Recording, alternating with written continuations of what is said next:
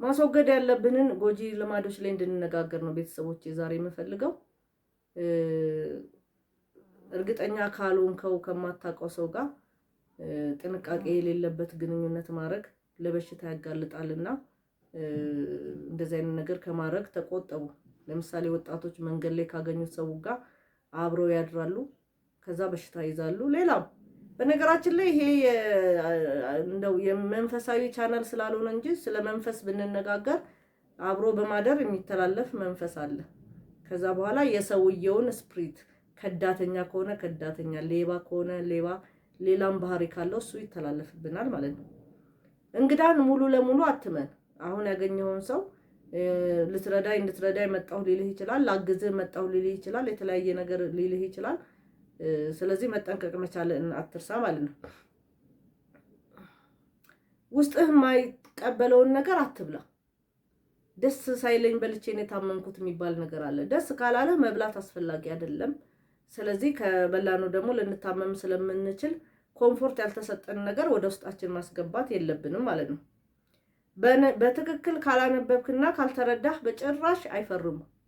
ብዙ ጊዜ ሰዎች የምንጎዳው የምናምናቸው ሰዎች ኢቭን እንደዚህ አበበ በሶ በላ ብለህ ጻፍ ብለን እንኳን ሳይጽፍ ያመጣዋል።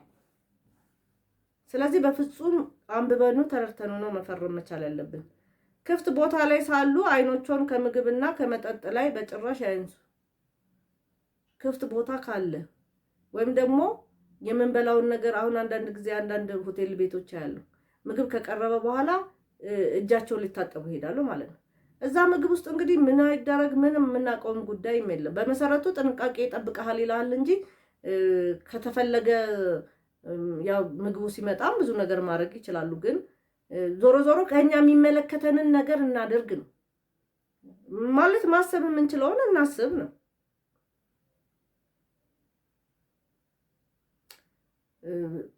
ከፍቅር ጓደኛው ከተጣላት ወይም ደግሞ የተለያየ ነገር አድርጋችሁ ከተለያያችሁ በኋላ እንዲመለስ አትለምኑ። መመለስ ከፈለገም በፍቃደኝነት ችግሩን አምኖ ይቅርታ ተጠያይቆ መመለስ ነው እንጂ ያለምን ምክንያት እንዲመለስ አንደኛው ብቻ ስለወደደ ሄዶ ሊለምን አይገባም ማለት ነው።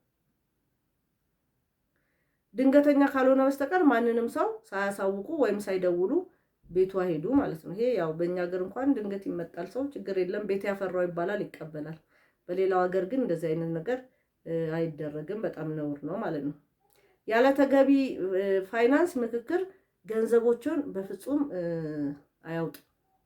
ይሄ በእኛ ሀገር ላይ በጣም በተለይ ሴቶች ላይ ምክር ያስፈልገናል።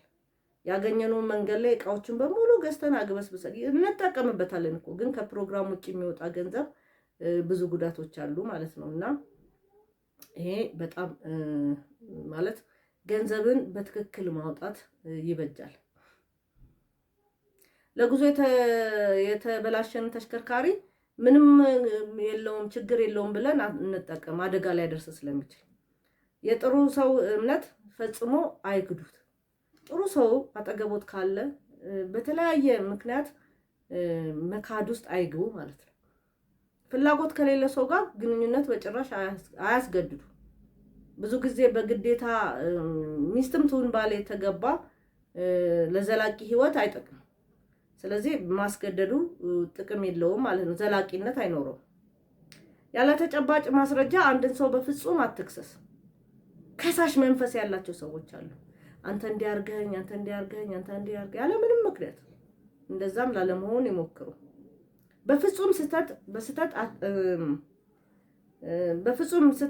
በስህተት እንዳታገባ። ከምንም በላይ የትዳር ጓደኛ ደግና ሐሳቢ መሆኑን አረጋግጥ። አው የዘንድሮ ትዳር በ6 ወር ይፈታል፣ በ3 ወር ይፈታል። የጓደኛ እናታቸው ወይ ትዳር ጓደኛቸው ደግነት ሐሳቢ መሆን ቼክ አያደርጉ። ምክንያቱም ቢዚ ናቸው። በጓደኝነት ይገናኛሉ፣ የስጋዊ ፍላጎታቸውን ይፈጽማሉ፣ አብሮ ይጠጣሉ፣ ይበላሉ፣ ከዛ ይለያያሉ። ከዛ በኋላ አታስብም ስለሱ፣ አያስብም ስለሱ። ማን ነው? ምንድነው? እንዴት መጣ? ለምንድን ነው? ከኔ ጋር ምን ያህል መቆየት ነው የሚፈልገው? ፍላጎቱ ከተሟላለት በኋላ ጥሎ ሊሄድ ነው ወይ? እንደዚህ አይነቱን ነገር። ስለዚህ በስህተት አታግባ የሚለው ለዚህ ነው ማለት። በስህተት እንዳታገባ ከምንም በላይ የትዳር ጓደኛ ደግና ሐሳቢ መሆኑን አረጋግጥ የሚለው ለዚህ ነው። ዛሬ ትዳሮች ስንት ጊዜ ነው የሚቆዩት? ግፋቢል 2 ወር 3 ወር 4 ወር 1 ዓመት ከቆየማ በጣም ሊጨበጨብላቸው ይገባል። ዘንድሮ ለምን አያስቡ? አብረው ስጋዊ ፍላጎታቸውን መፈጸም፣ መብላት መጠጣቻቸው፣ መደነሳቸው ነው። ማን ነው? ምንድነው? እንዴት ናት? ለምን መጣች? እኔን ፈልጋ ነው ወይስ ሌላ የፈለገችው ነገር አለ? እሱ ሲሟላላት ጥላኝ ትሄዳለች ወይ? ሲጨካከኑ ሲታይ በጣም ያሳዝናል። በእውነት በጣም ነው ማዝነው አንዳንዴ። ለገንዘብ ደግሞ ቸልተኛ መሆን የለብን። ቸልተኛ በመሆናችን ነው ድሃ ሆነን የቀረነው። ምክንያቱም በቃ ቀደም ላይ እንዳየነው በፕሮግራም ነው ገንዘብ መውጣት መቻል ያለበት።